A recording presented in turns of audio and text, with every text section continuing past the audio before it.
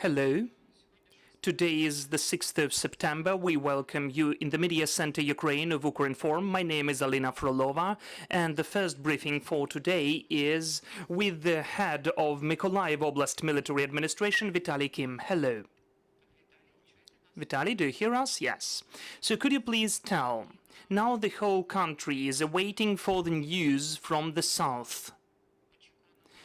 The expected counter-offensive. There are some of the notifications that our troops are approaching Kherson. Does it decrease the vulnerability of Mykolaiv? Does it impact whatever is happening around you onto the increase of security of Mykolaiv and the region? I think that undoubtedly it impacts, as the active combats are now distracting at least attention of the Russian occupiers, and also the MLRSs of the adversary are hit, which they use for shelling of the civilians in Mykolaiv, so it has sense in it. As of, for instance, let us take the day today. Since the morning, the Operation Command Pivdeng has hit the Iskander missile, and air defense hit down or shot down several missiles as well. There were no any other shellings of Mykolaiv, only Bashtan community has been shelled, and the communities of Hromadas which are closer to the front line. Okay, so now the academic year has begun. How does it take place in Mykolaiv? Do the schools and the kindergartens work? What are the restrictions? And how many people and children are still in the city? And in the region as well? Well, the academic year is beginning, unfortunately, online, with several exceptions in the north of the region, where it is calm, like Krivozersky and Pervomaisky districts. All the rest, 96% of the institutions, educational institutions, are working online, unfortunately. The children in the city and in the south of the region are not numerous. That is less than the half of the usual number. What's the tendency with the evacuation? Are people staying in the city, or do we still see the outflow of the people from the region? Where are the people migrating mostly to? Gradually the evacuation is not taking place. We are getting ready for the evacuation of the people from the liberated territories to help them. As of the internally displaced persons, mostly this is from the south, where the people are moving to the north of our region, Pervomaisky and Voznesensky districts, where it is safer.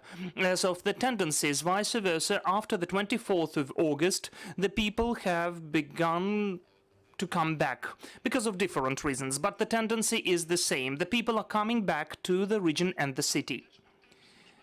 The state service informed that the water supply in Mykolaiv is not available for consumption because it is really does not correspond to the norms. It does not comply with the norms. What do you do to stabilize the situation with water supplies?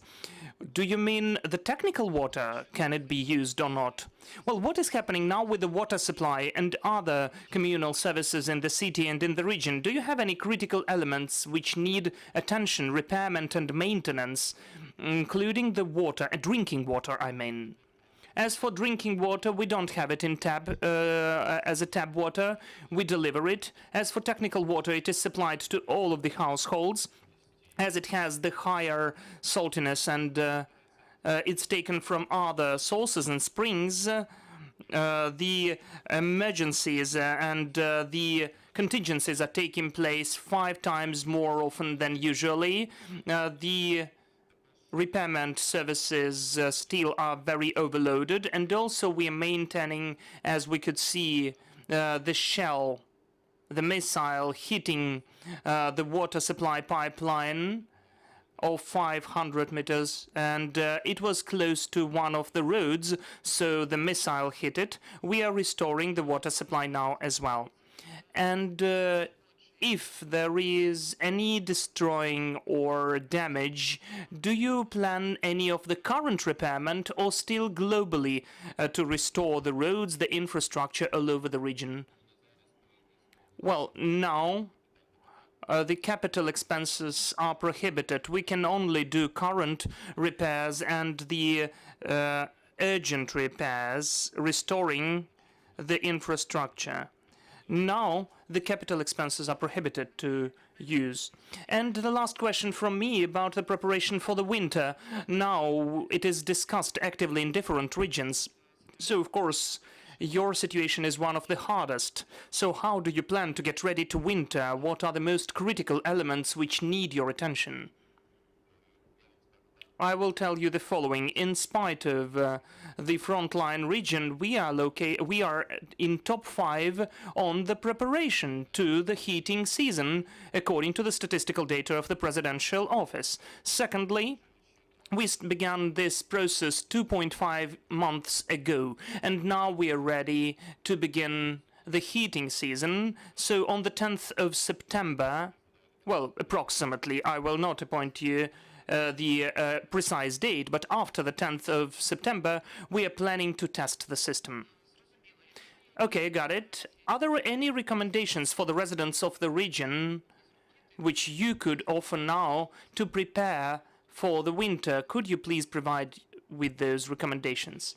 Well, considering the martial law, and in spite of our full preparation to the heating season, I consider that our population needs to have some reserve in some case, including fuel or diesel generator if it is possible, because due to the shellings, there can be some of the force majeures.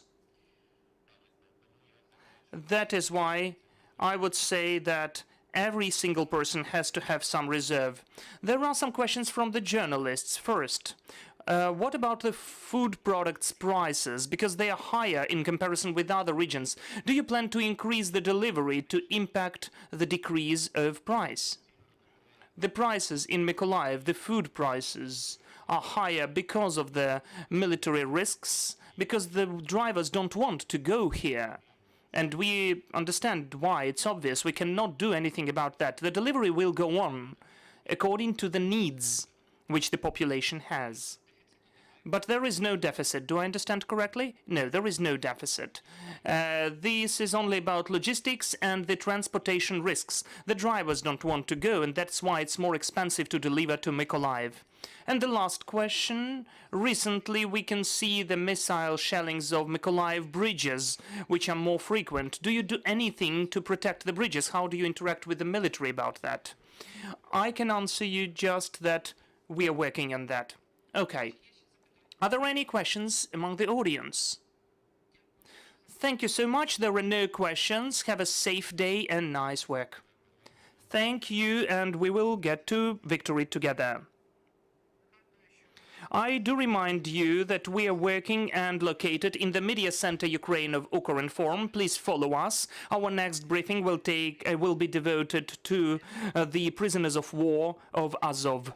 And it will take place in 20 minutes. Thank you.